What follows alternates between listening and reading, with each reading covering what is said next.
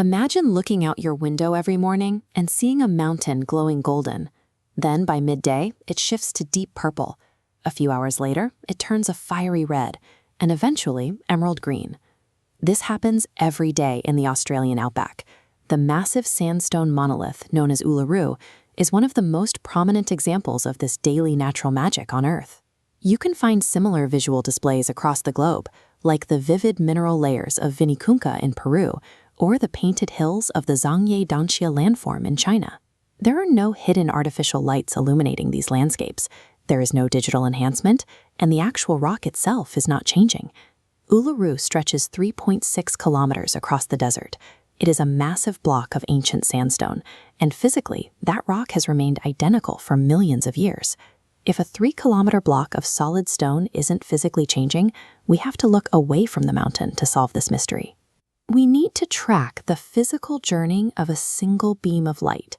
It starts 93 million miles away. The sunlight hitting the Earth appears white to our eyes, but that white beam actually contains the entire spectrum of colors in the rainbow. Before that light can reach the ground, it passes through Earth's atmosphere. The atmosphere acts as a massive, variable filter that scatters different wavelengths of light depending on how far the beam has to travel. In the early morning, sunlight hits the Earth at a shallow angle. That means the light has to push through a massive amount of atmosphere. This thickness strips away the short blue wavelengths, leaving only deep reds and oranges to reach the surface. By midday, the sun is directly overhead. The light has a much shorter path through the atmosphere, so the full spectrum makes it to the ground as a bright, harsh white. The sky is essentially swapping out color filters every hour before a single ray of light even touches the ground. When that filtered light finally hits Uluru, it meets a very specific geological surface. The entire mountain is saturated with iron minerals. Over millions of years, that iron reacted with oxygen to form iron oxide, ancient rust. This rusted exterior acts as a reactive mirror, bouncing those deep morning reds or midday whites back outward. Tiny grains of quartz embedded inside that rust further catch the reflection, scattering the light at chaotic angles across the rock face. The final physical variable applied to this canvas is the weather. Rainfall and atmospheric moisture coat the porous sandstone. This damp layer acts as a natural darkener, absorbing the warmer colors and shifting the mountain into rich blues and violets.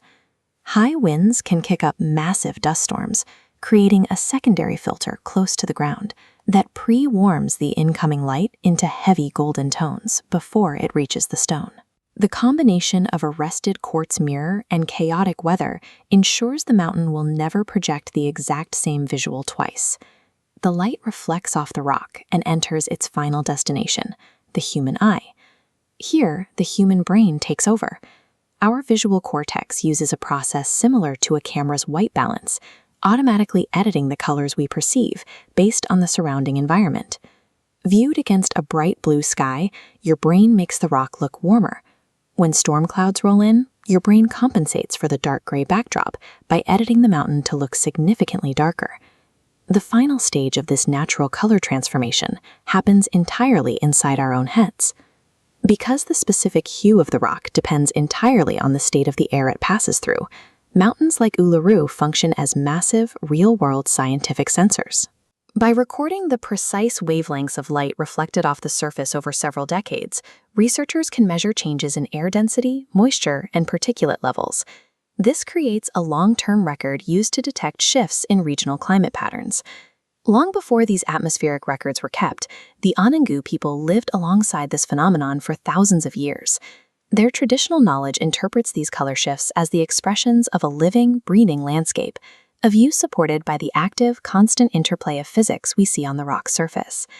The next time you watch the sun go down, remember that the colors you see are the result of a specific temporary alignment between the sun's position, the moisture in the air, the rusted minerals on the ground, and your own biology.